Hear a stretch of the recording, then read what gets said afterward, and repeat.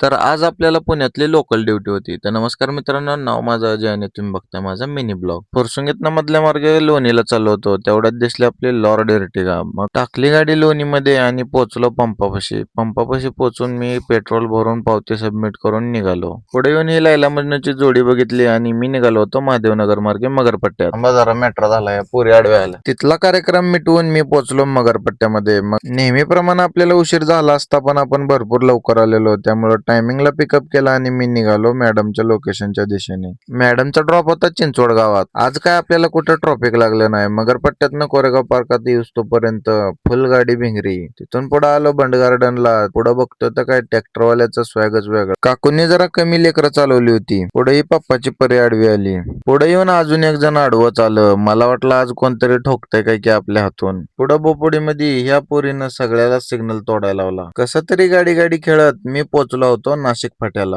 Signal सेटला तरी कोणीच आला ना. मग काय धरला होऊन दाबून. आज या पावसानं बी लय फन मातविला होता. उगा झिमझिम झिमझिम चालू. पोहोचलो चिंचवड मध्ये आणि पुढे येऊन बघतो तर काय हे तिरुपती बालाजीचं दर्शन झालं आणि गणपती बाप्पाचं पण. मॅडमला सोडून मी निघालो होतो माझ्या घरी. तर तोपर्यंत हा ब्लॉग कसा वाटला नक्की सांगा. भेटूया नेक्स्ट व्हिडिओ मध्ये.